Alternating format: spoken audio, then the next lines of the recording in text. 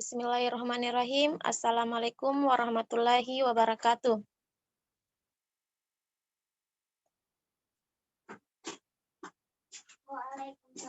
Langsung saja, perkenalkan kami dari kelompok 8 akan mempresentasikan materi kami, yaitu konsep dasar dari sistem komunikasi kelompok. Adapun anggota kami yaitu saya sendiri, Jasmani, selaku moderator akan membimbing jalannya diskusi. Mulia Nuratuliu sebagai pemateri pertama, dan Helisa Rizal sebagai pemateri kedua. Baik, langsung saja kepada pemateri pertama, saya persilakan untuk membacakan materinya.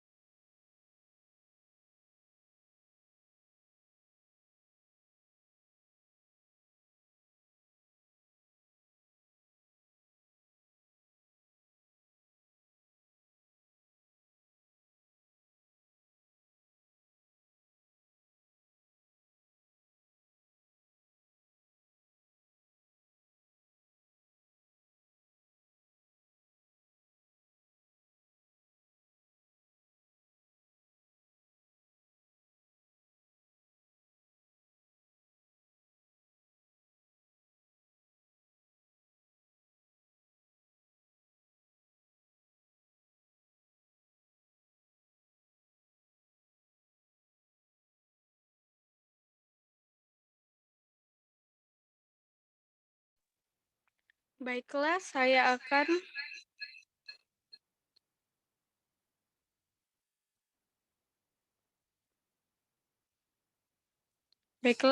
membacakan materi tentang pengertian komunikasi kelompok.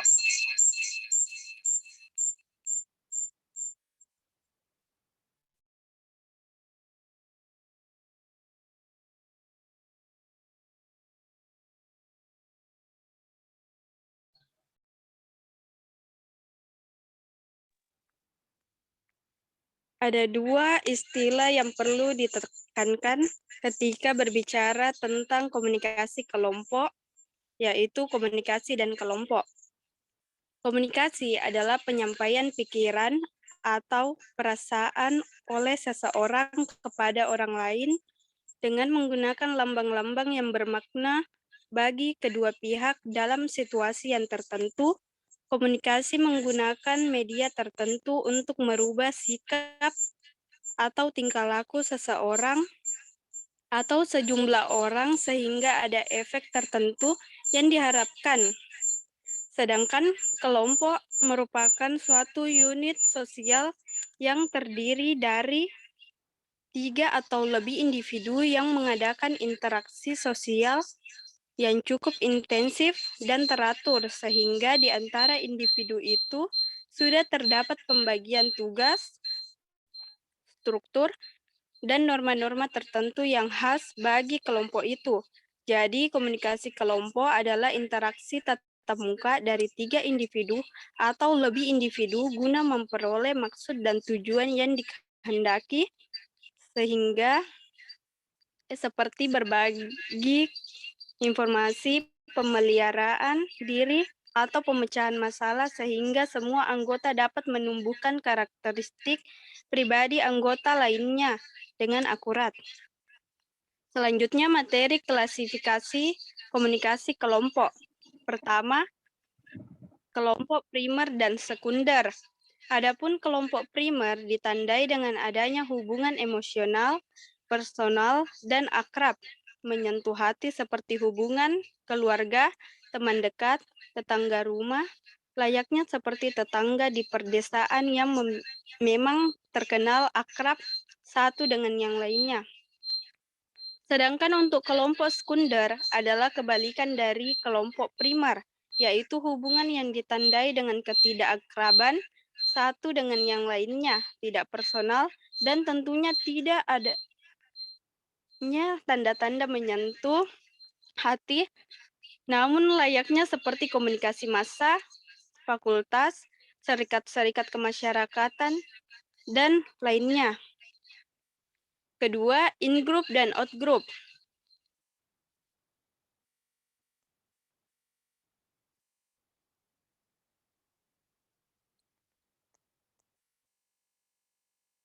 In-group dikenal sebagai kelompok kita, dan out-group dikenal dengan kelompok mereka. In-group ini sendiri dapat berbentuk seperti kelompok primer maupun kelompok sekunder. Keluarga atau kelompok kita dikenal sebagai kelompok primer. Adapun perasaan in-group ini diungkapkan dengan kesetiaan, solidaritas, kesenangan, dan kerjasama. Sedangkan untuk membedakan in-group dan out-group, sebaiknya kita membuat batas atau boundaries yang fungsinya untuk menentukan siapa yang masuk ke dalam kategori orang dalam dan siapa yang masuk ke dalam kategori orang luar. Selanjutnya saya persilahkan kepada materi kedua. Baiklah, langsung saja. 3. Kelompok keanggotaan dan kelompok rujukan. Adapun pembagian kelompok ini dikemukakan oleh Theodore Neukorn yang telah melahirkan istilah membership group dan reference group. Kelompok rujukan diartikan sebagai kelompok yang digunakan sebagai alat ukur atau standar untuk menilai diri sendiri atau membentuk sikap ke arah yang lebih baik atau positif.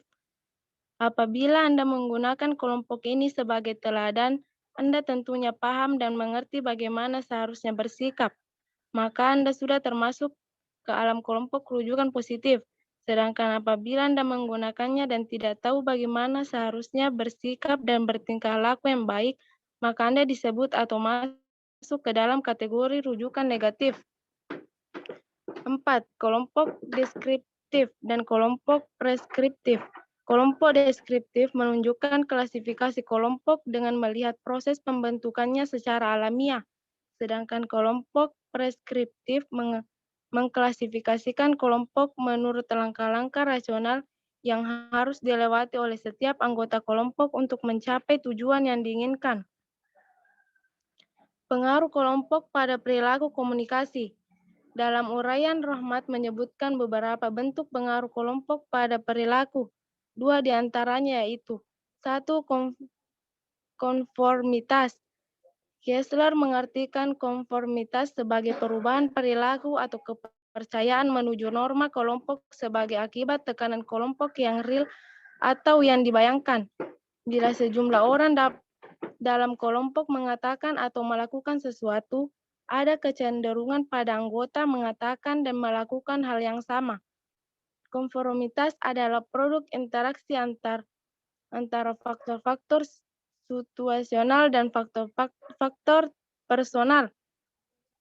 Faktor-faktor situasional yang menentukan konformitas adalah kejelasan situasi, konteks situasi, cara menyampaikan penilaian, karakteristik sumber pengaruh, ukuran kelompok, dan tingkat kesepakatan kelompok. B. Faktor personal yang erat kaitannya dengan konformitas adalah usia, jenis kelamin, stabilitas emosional, otoritarisme, kecerdasan, motivasi, dan harga diri. 2. Polarisasi. Menurut sebagian para ahli, polarisasi ini boleh jadi disebabkan pada proporsi argumentasi yang menyokong sikap atau tindakan tertentu. Bila proporsi terbesar mendukung sikap konservatif, maka keputusan kelompok pun akan lebih konservatif. Demikian pula sebaliknya. Polarisasi mengandung beberapa implikasi negatif. Pertama, kecenderungan ke arah ekstremisme menyebabkan peserta komunikasi menjadi lebih jauh dari dunia nyata dan makin besar peluang bagi mereka untuk berbuat kesalahan. Kedua, menurut Myers dan Bishop, polarisasi akan mendorong ekstremisme dalam kelompok gerakan sosial atau politik, di mana kelompok ini akan menarik anggota-anggotanya memiliki pandangan yang sama. Baiklah, saya kembalikan kepada moderator.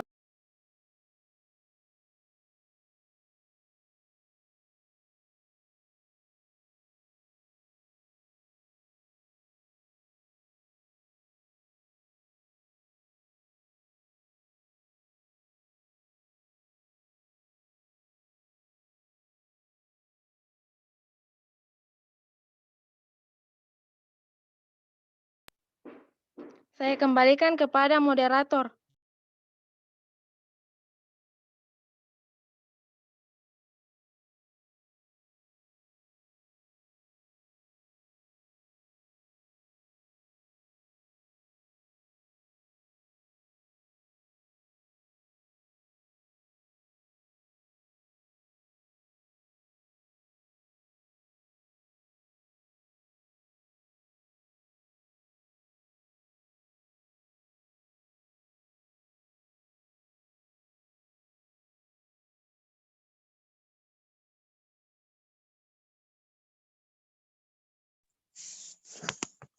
Baik, untuk pertanyaannya kita lanjut di grup WA saja. Sekian dari kami. Wassalamualaikum warahmatullahi wabarakatuh.